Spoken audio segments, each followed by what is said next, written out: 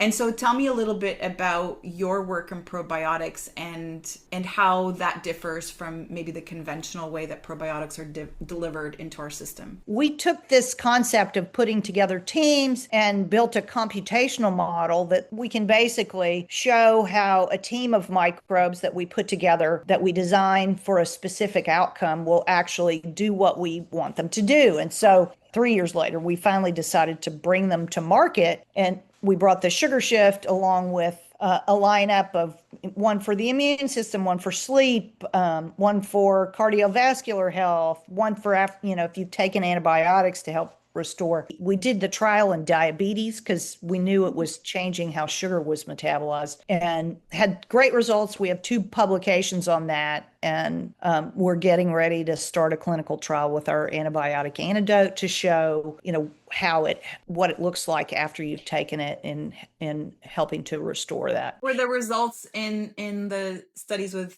people who have diabetes? So we had an improvement in a reduction in insulin, improvement in something called HOMA-IR, which in the U.S. is not used that much, but it's a indicator of improved insulin sensitivity. And we had reduction in fasting and postprandial blood glucose, reduction in triglycerides. It was interesting, though. So we used the same fiber that is in the probiotic as the control. And there was also a reduction in triglycerides just with the fiber. Fiber. Wow. But not with the blood sugar, and some of the other markers actually continued to get worse with just the fiber. Welcome back, friends. I'm your host, Sherry Shaban. And with each episode, I am honored to be your coach and guide in the journey to make peace with food, fall in love with fitness, and ultimately yourself. My intention in each episode is to help you release the old story of who you are and step into the one you're always meant to be. We'll challenge conventional diet and fitness culture and understand the importance of tuning out all the shoulds they tell us to do and tuning into our own inner wisdom instead. What you focus on, you create more of. Through these conversations, you'll shift your focus from what you're supposed to be doing to who you want to be, so that health and fitness and ease around food is not just what you do, but who you are. And if you find that this conversation resonates with you today, then I want to invite you to join our free Make Peace with Food Facebook community at myfoodfreedomlifestyle.com, where you can connect with me and my team directly and access all the free trainings and resources we have for you so you can regulate your nervous system and make peace with food. And then also remember to share this episode with someone who you think needs to hear this today. The links are in the show notes. Have you ever thought that the gut issues you're facing right now might actually trace back to unresolved past trauma or dysregulated emotions? Gut health is so incredibly fascinating to me. There's so much new research surfacing all the time. And in this episode, I learned more than ever about how a dysregulated nervous system, often rooted in early trauma or chronic stress, can set the stage for major gut disruption. We often call it dysbiosis or leaky gut, and we try to fix it with diet or expensive supplements. But when we only approach it from that biological angle and ignore the psychological and emotional roots, the healing remains incomplete. Today, I'm joined by Martha Carlin, founder of the BioCollective, who shares the deeply moving story of her husband's Parkinson's diagnosis at just 44 years old, and how their research for answers uncovered the profound connection between trauma, the nervous system, and the microbiome. And together, we're unpacking how emotional stress, toxic exposures, and processed foods silently shift the body's internal balance, sometimes decades before symptoms show up. Martha also introduces 2 groundbreaking probiotic innovations she's helped develop. Microbiome Teams, as she calls it, is designed not just to add bacteria back into the gut, but to restore the body's internal pharmacy and repair gut-brain communication. This is a conversation that's both scientific and profoundly human, reminding us that true healing happens when we address not only the gut, but also the mind and heart. Now, if you're listening today and you're feeling called to check out the probiotics that Martha is going to share with you, then I want to tell you some super exciting news. Today, as a listener, you can get 15% off by visiting biotiquest.com. That's biotiquest.com. And using the code MPWF for Make Peace with Food, and you're going to grab your 15% discount on the probiotics. I'm super excited for you to try them out. This is like nothing I've ever heard about before, and I'm so excited to try them out for myself too. Now, some of the topics we're going to be covering today: number one, how gut imbalance affects nervous system regulation. Number two, we're going to understand the link between unresolved trauma and microbiome dysfunction. Number three, we're going to learn how toxic load and processed food disrupt gut health. Number four, we're going to learn about the surprising connection between Parkinson's, stress, and sugar cravings. And then number five, we're going to learn about the role of bio-individuality in choosing the right diet and way to eat for your unique gut health. Now again, if you want to experience the probiotic blends transforming the way we understand gut and brain health, check out all of the probiotics at biotiquest.com. All right, now let's get into it. Hey Martha, welcome to the show. Hi, Sherry. Thanks for having me. I'm excited to have this conversation because I think you and I have a couple things in common. We're both science nerds. We're very curious people. And from what I understand, you're a systems thinker and a citizen scientist who is deeply passionate about learning how to revolutionize how we approach health, gut science, and chronic disease. And a lot of your work came from a personal experience that you had after your husband was diagnosed with Parkinson's in 2002, which led you to create essentially the practice that you're now doing and a lot of the work that you're now inspiring so many people to do. So I think before we begin, we have to learn your story a little bit more. So share with us, Martha, what brought you to this place today? Sure. So, it's kind of interesting.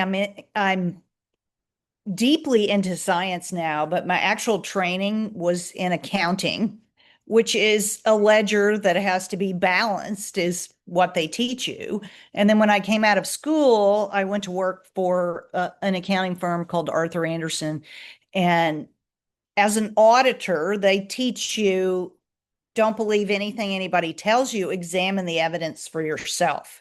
And so I was set up with this mindset of the importance of things balancing and really looking for myself to examine whether something is true.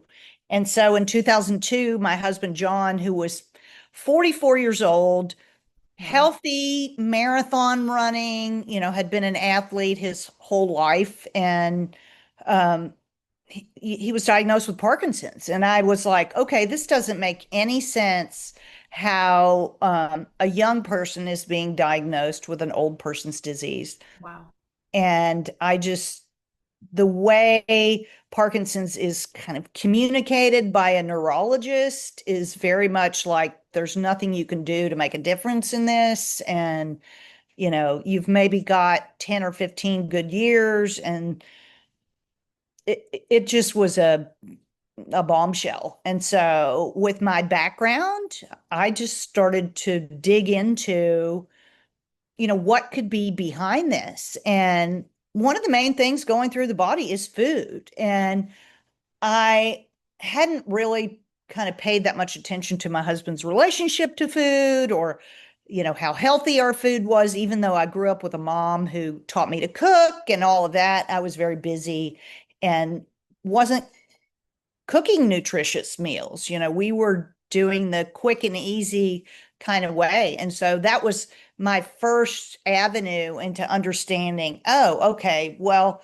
we need to go back to basics and eat real food. And then studying what we had done to our food supply and the connection to chemicals and things in the environment, because he had also been eating a lot of soy, drinking Interesting. soy milk, had Hmm. a soy protein shake every day for about 2 years before he was diagnosed. So I kind of went deeply down the soy rabbit hole and started kind of piecing these things together. And then in 2014, I read a book called Missing Microbes by Dr. Martin Blazer, and that was just like the big epiphany for me because we've all grown up in the age of antibiotics. And I also knew from my husband and other people with Parkinson's that I had interviewed over the years that many of them had had a lot of childhood infections, strep and things like in ear infections, where they had taken many courses of antibiotics. And that really kind of clicked for me is like that has shifted this internal thing we call the microbiome that I had never heard of. And so that was like, boom, that's our internal pharmacy. I get it. It's Yeah. like the general ledger of the body. It ties to accounting. It's got a balance. It's like, and so about 6 months later, actually quit my job and founded a company called the BioCollective to start looking at people's poop basically Right. and Yeah. start to sequence and understand not just Parkinson's, but across the spectrum. What have we done to this really important ecosystem of ours and how it's connected to so many components of our health and our gut and our brain and it's just been an amazing journey. Yeah, I can tell. And I've got so many questions to unpack all what you've shared. But what actually draws my curiosity the most is your personality. It's your character.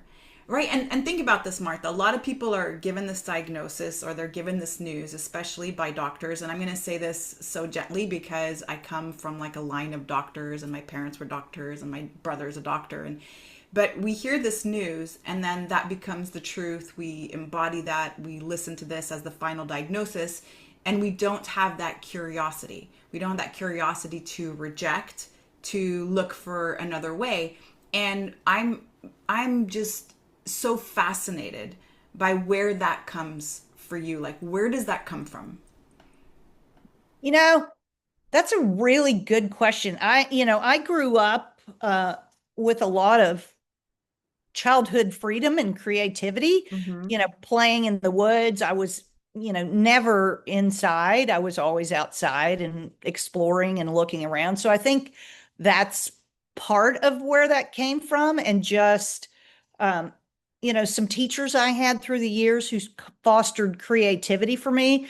But I do believe that that training that I got at Arthur Anderson that trained me to really be a critical thinker and to be curious about like not just take something that's said at face value, but to maybe look a little bit deeper and be more curious because that's where the real answers are. And so I think that training was a huge part of that. But honestly, it's also just part of my personality and who I Yeah, am. I I can just tell. kind of Yeah. grew up that way of being somebody who challenges things and is always asking the next question. Right. And that's where innovation comes from, right? If we don't try to find another way, then we're not creating anything new.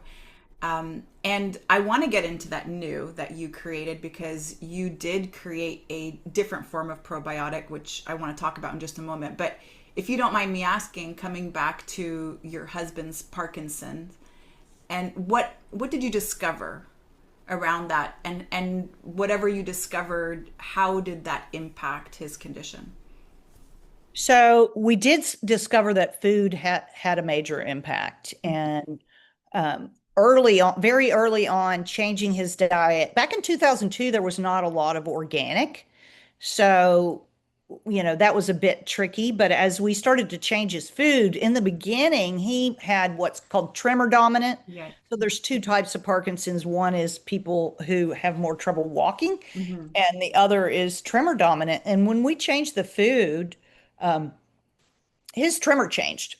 And then, And you changed you know, the food how, Martha? Tell me more we about that. started eating whole, real food. Hmm. So food that we were cooking, organic as much as possible, but fresh food, not pulling macaroni out of a box or, you know, Mm, uh, he ate a lot of pasta because as a runner, he had kind of grown up as a carb loader. right, And so, shifting him away from that, you know, easy packaged food right. kind of that had a huge impact. I started looking at water quality and a lot of the work from the environmental working group, and we installed these heavy duty, like 4 layers of filtration in our house. And Mm, wow. he was very stable for about 9 years after we did just those basic things. And then toward the end of that period, he also got connected to Dr. Jay Albers at the Cleveland Clinic, who had accidentally discovered that riding a bike at 80 RPMs, 1 hour a day for 3 or 4 days a week could reduce the symptoms of Parkinson's by 35%. Wow, that's insane. Wow. It is insane. And he's done a lot more research around that. And John was actually kind of fundamental in they put together a pedaling for Parkinson's program where they were able to take that around to different cities and YMCAs and different places that had stationary bikes and uh, put a program out where people with Parkinson's come together and ride together. And there's also now the Davis Finney Foundation has an online. So if you have a stationary bike at home That's or amazing. one of those things you can put your bike on, Train, yeah. three times a week I think it's noon Eastern. Mhm. They hop on together and have a Zoom call that they started during COVID and have just kept going. But it's that's a great way to have an impact. So we saw that, but we also um, kind of over the course of what was going on with John, we saw how stress and trauma Mm, and the emotional aspects of our life can impact our health. And with mm, John, he started, he had ups and downs over the years, but he actually had kind of a big downs phase when our last son went off to college. mm, And, it was a lonely transitioning time. And I don't think he knew how to deal with that grief. And that kind of really impacted him. And then he came in contact shortly after that with these 2 women at a Parkinson's conference who had both lost their husbands. mhm, And they were talking about how awful it was in mhm, front of him. mm. It was kind of crazy. And so we came back from that, and he told me what had happened and how upsetting it was for him, and I could see what an impact it had on him. And so we started discussing how the vision we hold in our mind of the future that is ours, that these 2 women have put a vision in your head Right. that you don't have to own. Wow. And I said, we can look at ways, whether that's, EMDR or, any kind of trauma thing to help you, or if you think you can do it yourself, you've got to get that picture out of your mind and put a different picture in place. Wow. And he did that.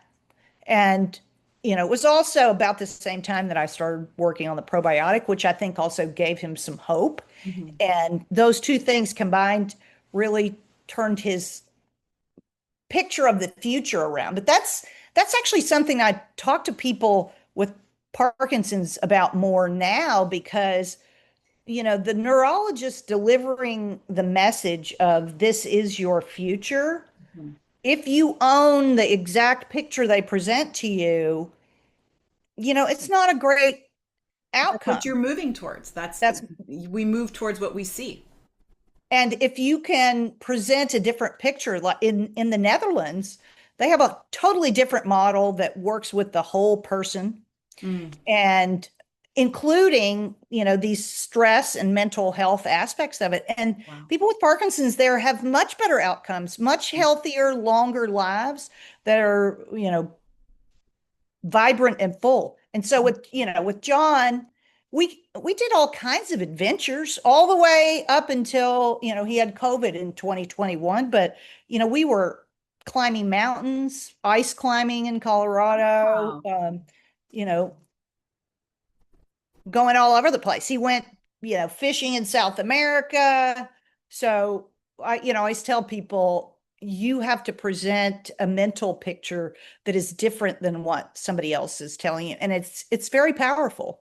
100%. Wow. Wow. So what I hear you say, Martha, is that there are several pieces of the puzzle. So in 2002, which by the way, there wasn't a lot of access to organic foods. We weren't really talking about whole foods just yet. We weren't talking about the effects of whole foods on the microbiome. One of the first things that you did was start to use food as medicine, essentially.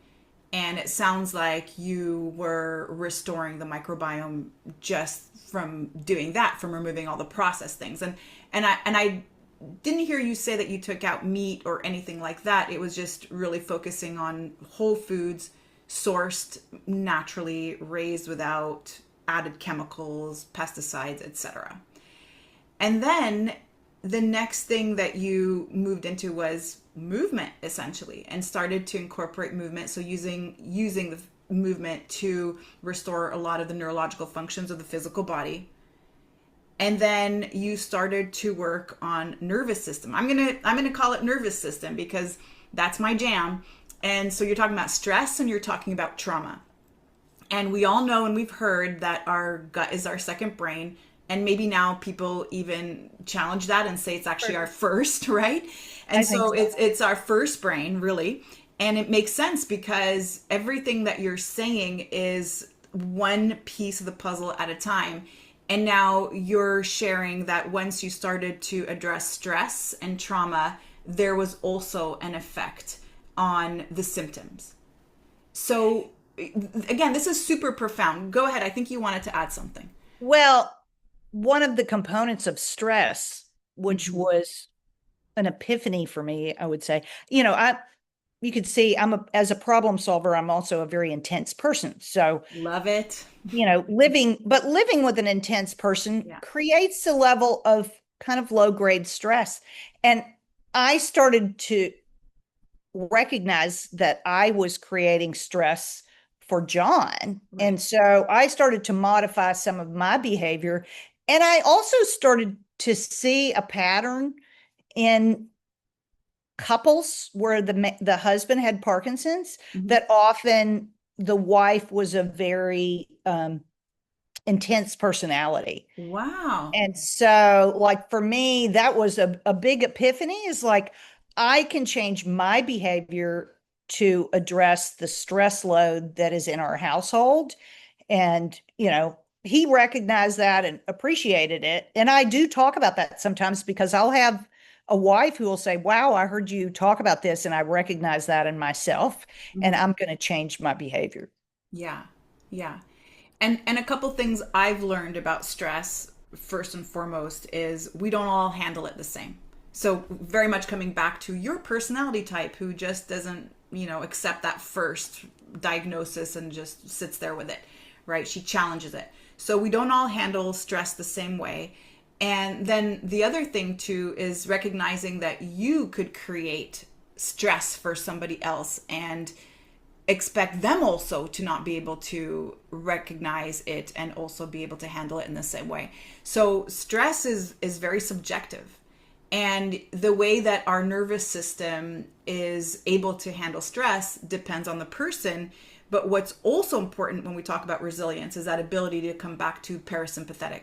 So whereas this one event could trigger me for a week, that same event, Martha, might trigger you for like an hour, right? Because you're able to come back to parasympathetic. And that's the other thing that we have to recognize in stress, which is why type A personalities, driven people such as yourself, you live with that little bit of stress, but you also know how to balance it. Because we also want to make sure that as we have this conversation, we're not demonizing stress, we're not demonizing sympathetic nervous state. It is incredibly necessary. It gives us that ability to take action and it creates that drive. But what we need to learn to do is come back to that resting place, parasympathetic. So I love that this is a part of the work that you're doing, which I don't actually hear a lot when it comes to talking about gut health. What I've heard in the past, having different guests on my podcast talking about gut health, is fiber. So the importance of having fiber, which is, again, a piece of the puzzle. And some of those advocates also push a 100% plant-based diet. And then I've also had other people come onto the podcast and talk about a carnivore diet being also, and it's amazing because it's completely the opposite, and yet both are completely valid in some ways, sharing how inflammation was reduced and there was a reversal of dysbiosis and all these things. I'm curious what your take on that is, because diet is always this thing that we're always trying to find in terms of what would be the most ideal for gut health. Well, I think, and I'm just going to, for this moment, kind of put it in the Parkinson's context. Go, Martha, go. Yeah. There are kind of two things that I think about in terms of diet with Parkinson's. One is there is a disruption, and I think an inability to properly uptake nutrients. So there's nutrient deficiency that then sort of drives the body to be trying to fill that nutrient deficiency. And I know, I've listened to you talk about the sugar cravings. People with Parkinson's often crave sugar, and there's some evidence of insulin resistance in the brain. And so this, it's all sort of interconnected to not being able to uptake the nutrients as part of that. There are researchers on kind of both sides of the equation looking at diet, and there's a Michael Phillips, I think is his name, in Australia, who has done research on the high-fat ketogenic diet Right. and benefits in Parkinson's with intermittent fasting as well. And I do know some people who have followed that, who've reversed quite a bit of their symptoms. But, there's also some risk to that, I will say, because in looking at people's microbiome samples who've been long-term carnivores, I see a similar profile of some of the bacteria that we see in Parkinson's that are fermenting proteins, which creates a higher level of ammonia.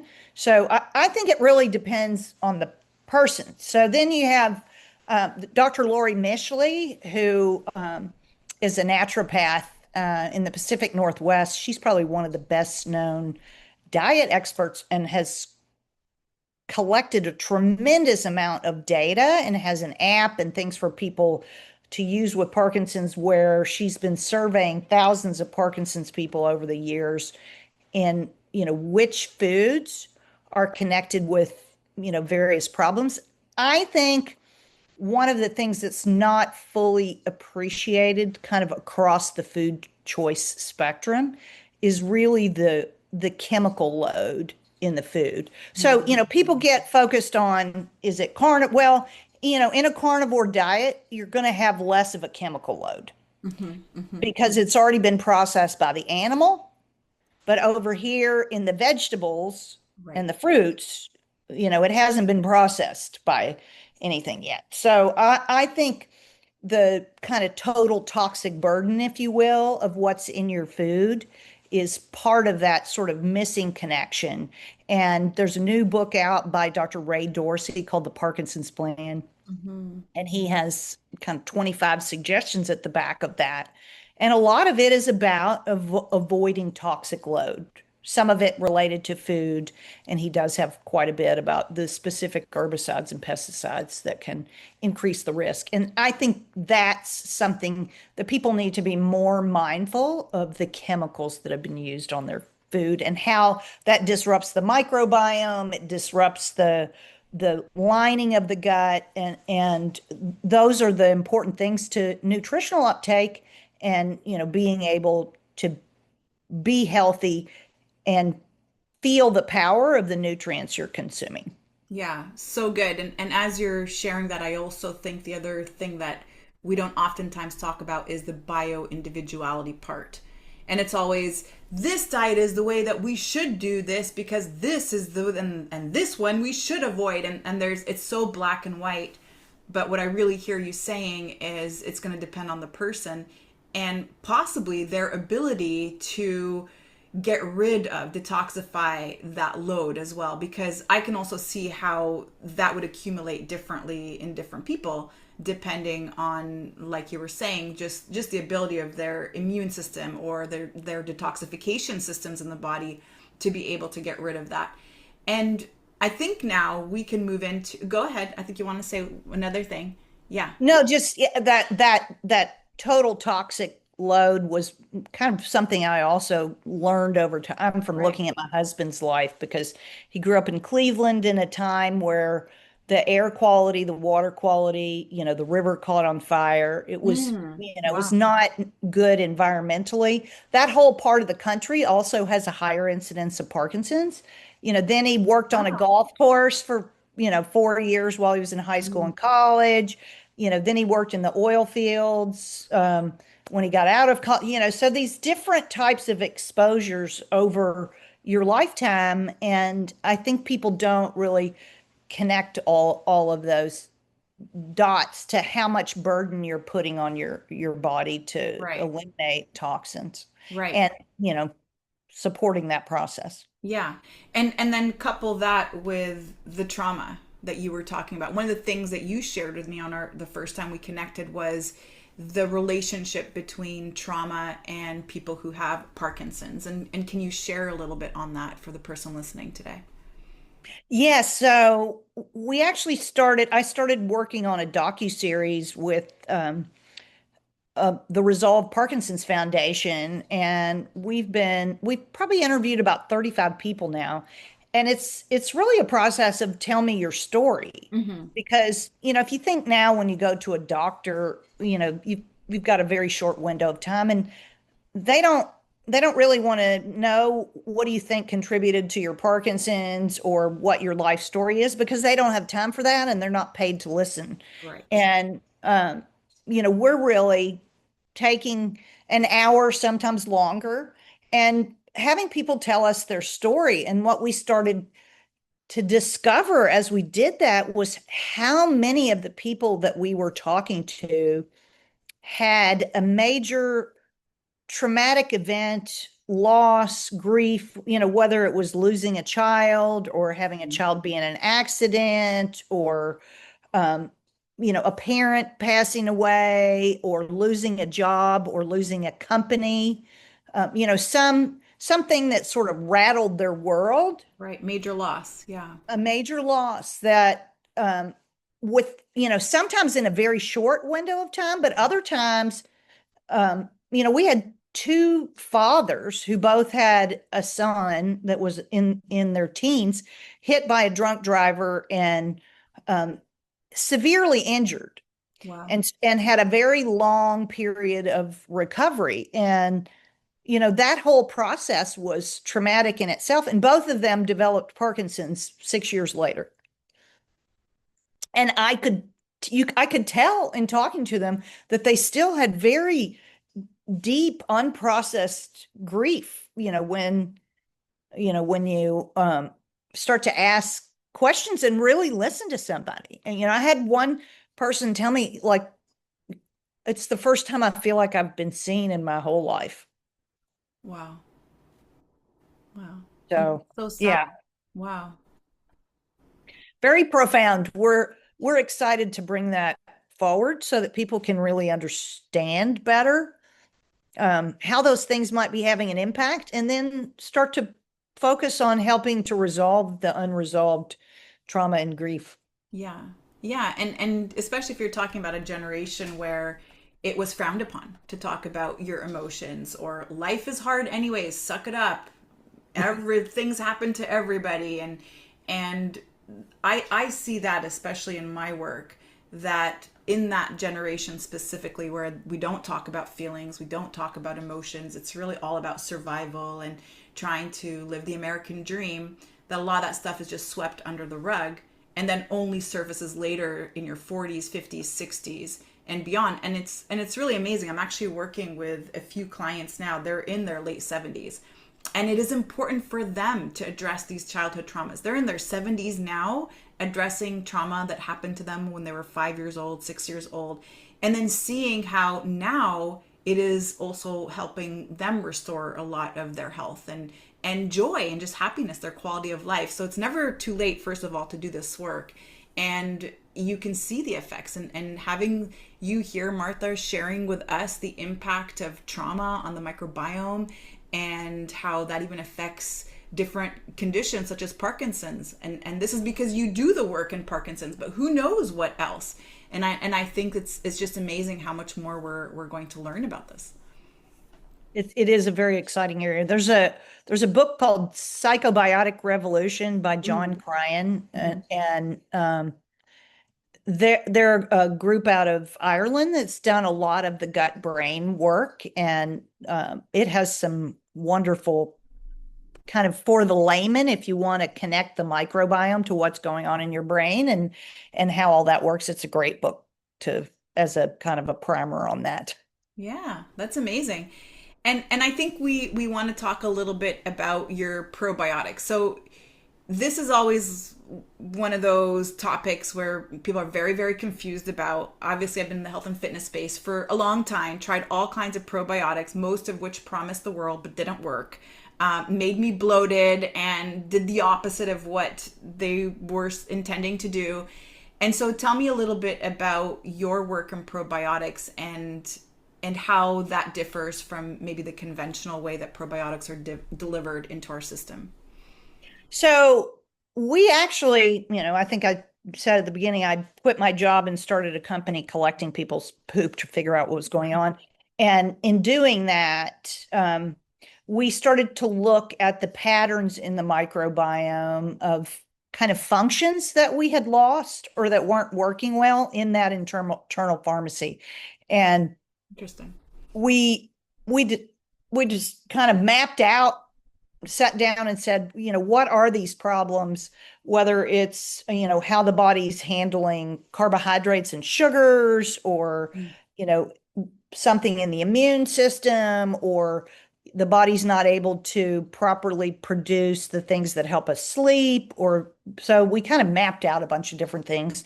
And my chief scientific officer, Dr. Raul Cano, is like probably the best walking encyclopedia of microbes in the world. And I spent 35 years at Cal Poly as a microbial ecologist and was a pioneer in how to put together teams of microbes to clean up an oil spill. Mm. So you're like, what does that have to do with the gut? Well, it's actually figuring out how they work together to do something, Hmm. to get you kind of the end product that you want. And Wow. so we took this concept of putting together teams and built a computational model that we can basically show how a team of microbes that we put together, that we design for a specific outcome, will actually do what we want them to do. And so Wow. the first one that we made was for my husband John. We weren't even thinking we were going to like make a lineup of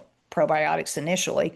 We just did one for John because this research from a conference we went to showed that the sugar alcohol mannitol could stop the aggregation of the proteins in an animal model and pull them out of the brain. And I came back and bought a mannitol chemistry book and started looking at that. And You're amazing. there was a chapter in there on the bacteria that basically convert glucose and fructose into mannitol. And mannitol is a free radical scavenger. And so that's where this idea of, oh, well, we could put a factory back in the gut to do that. And so we made this sugar shift probiotic for John.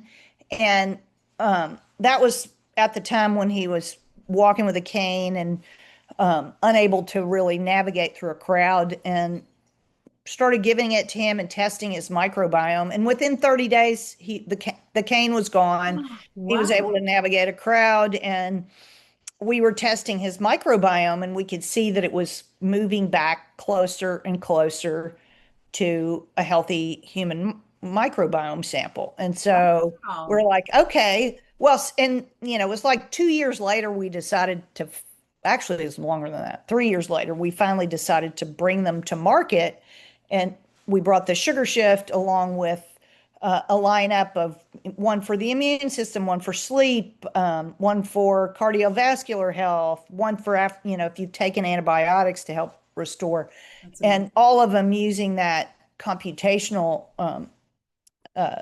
system. And we just brought to market one called Perfect Peace, for anxiety and stress to kind of Wow. even out, which has actually become my new favorite because I took it with me when I was traveling a couple of weeks ago, and I was coming back from San Diego, and it took me 36 hours to get home from San Oh, wow. Diego.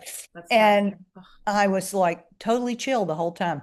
But I we want some ended of up that. doing a clinical trial with the one I made for John, and we did the trial in diabetes because we knew it was changing how sugar was metabolized, and had great results. We have two publications on that, and we're getting ready to start a clinical trial with our antibiotic antidote to show, how what it looks like after you've taken it in helping to restore that. Yeah. So And how are we different?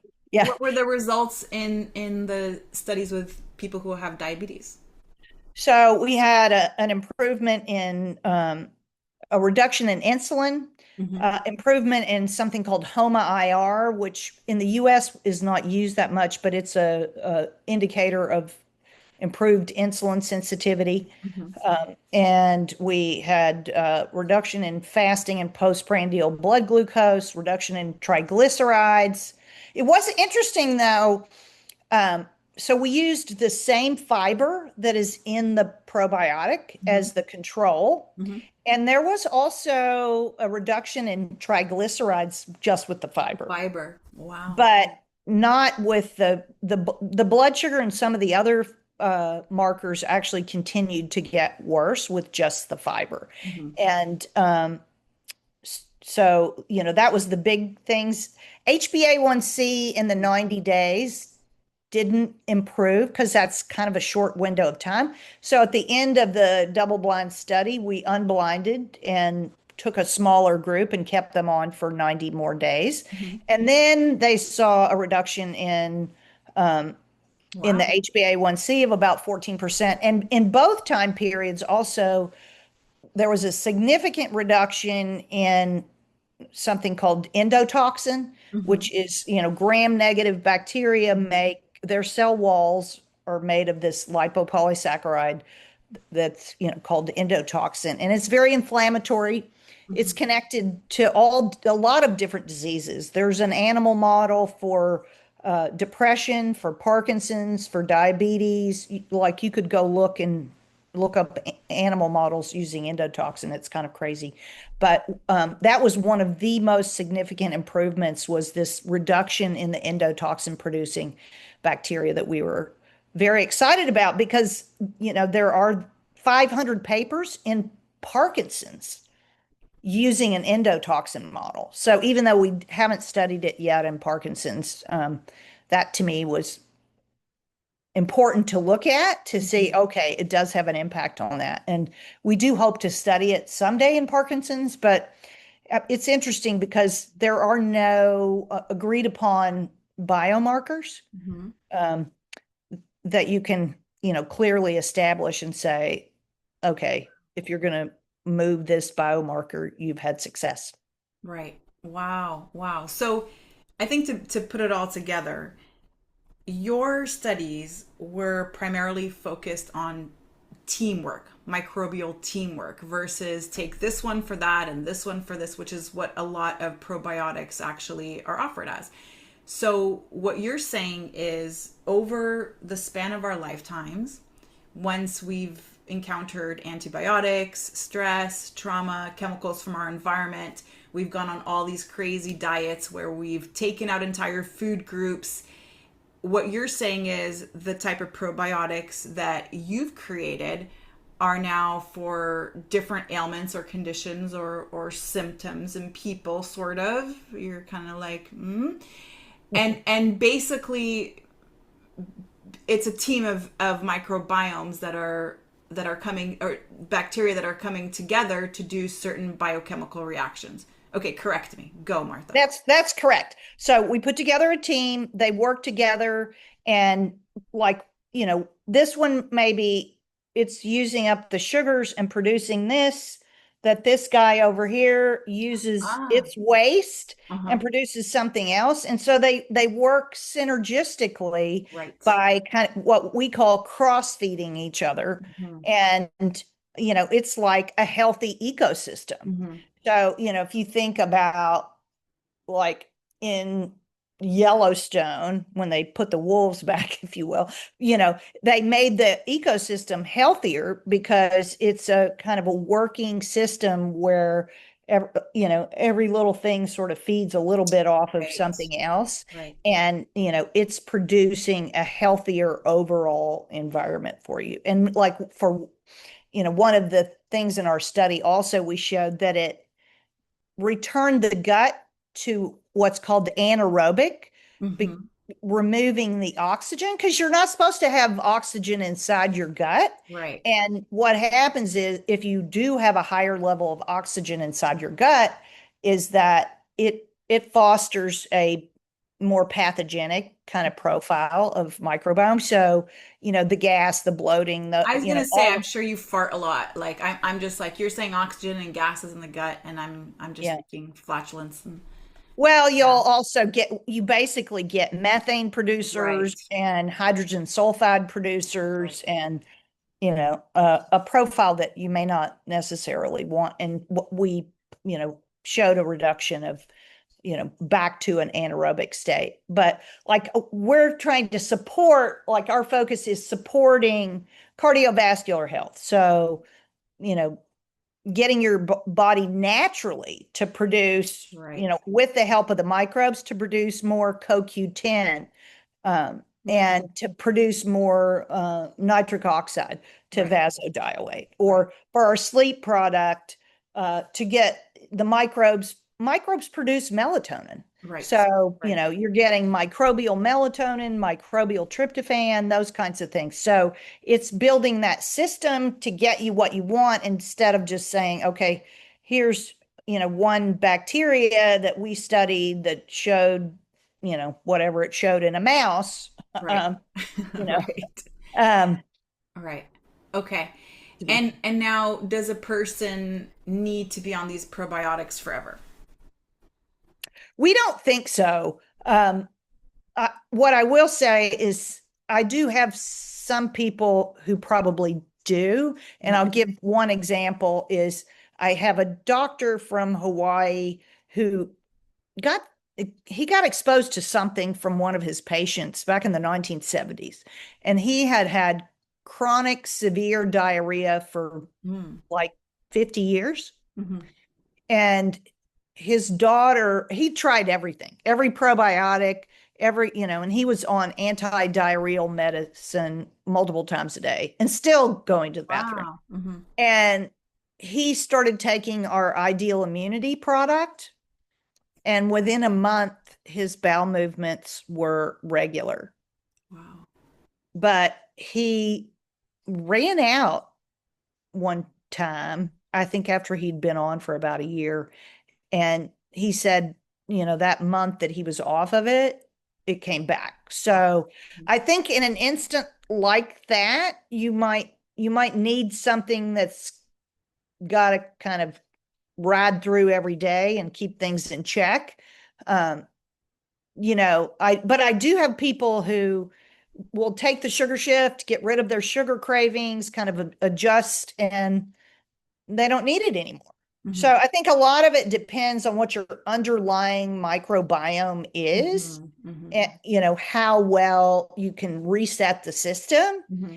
and just move forward. But, as you teach people, that also has to do with intuitively starting to Right. understand how food affects you Hmm. and what food you're taking in, because if your microbiome's in bad shape, it's probably partly because of, what you're eating and what you're exposed to. And so if you take products and they fix that, but you continue to You're right. Yeah. um, eat a lot of processed foods, you're probably going to have to come back to it. And, Right. one of the foundational things of the sugar shift formula also is it breaks down and helps the body remove glyphosate. Wow. And so, from that perspective, because it's so pervasive in our food supply, Yes. like I think it might be something that people at least need to periodically Right. um,